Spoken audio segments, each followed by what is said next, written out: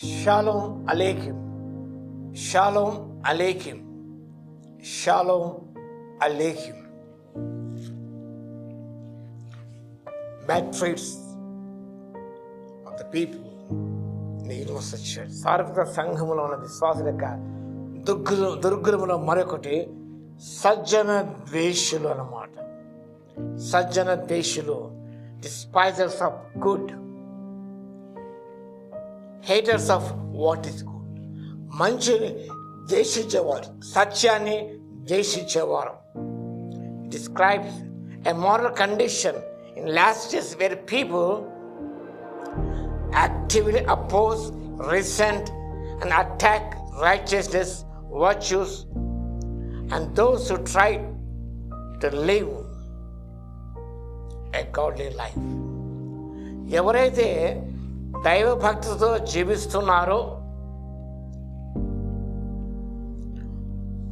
అలాంటి వారిని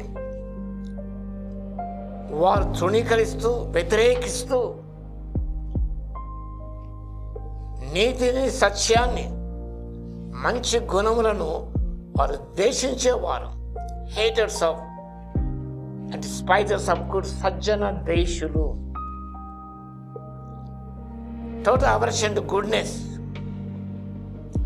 మంచితనానికి వ్యతిరేకులు వీరు.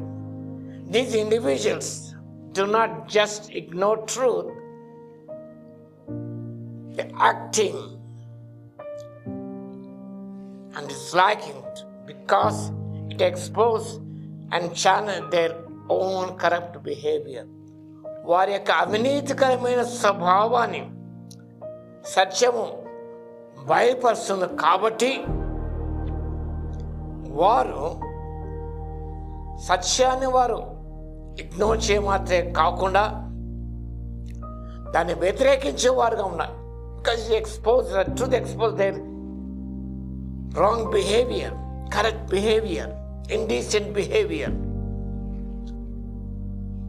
So what God expects of people, especially in churches, church leaders who are called to be lovers of God. నేను సంఘ నాయకులు, సంఘంలోని నాయకులు కానీ విశ్వాసులు కానీ వారు సత్యాన్ని ప్రేమించేవారుగా, సజ్జన ద్వేషులుగా ఉండకుండా they must be lovers of good things.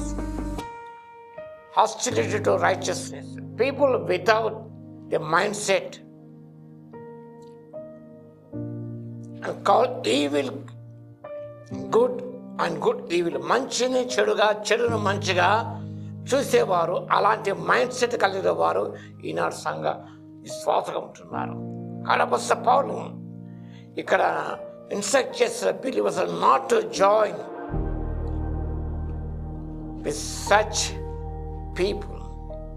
అలాంటి వారితో మనం విజోడుగా ఉండకూడదని మన తిమోతిని పౌలు భక్తుడు హెచ్చరిస్తున్నాడు.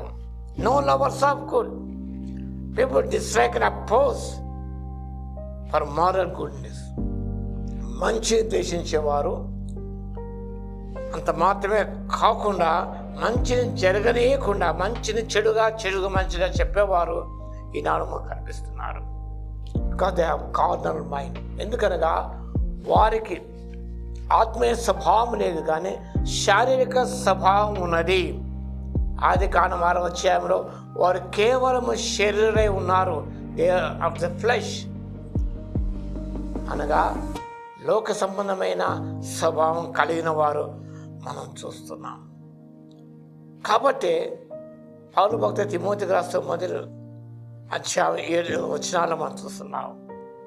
మనము సత్యాన్ని ప్రేమించగా, సత్యాన్ని ద్వేషించకుండా, సజ్జన ద్వేషులుగా ఉండకుండా లవ్ ద ట్రూత్ అండ్ సత్యాన్ని ప్రేమించి, మంచిని హత్తుకొని, చెడుదాన్ని అసహించుకొని మంచిని హత్తుకొని జీవించడానికి, సత్యాన్ని ప్రేమించేవారుగా ఉండటానికి, మంచితనాన్ని ప్రేమించేవారుగా ఉండటానికి పరిశుద్ధాత్మ దేవుడి శక్తిని దయచేయును గాక.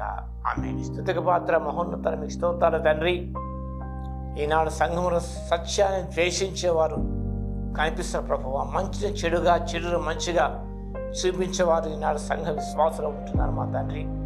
అలాంటి కోవలోకి విశ్వాసం వెళ్లకుండా, అలాంటి వారితో జత కట్టకుండా ప్రభునైనా సత్యాన్ని ప్రేమించిన వారితో స్నేహం చేయటకు, వారితో కలిసి జీవించ, వారి సహవాసం ఉంటకు ఆత్మ సహాయత దయచేవలసిగా విజ్ఞాపన చేస్తూ యేసయ్య నామములో ప్రార్థించి వేడుకొంచున్నాను తండ్రి.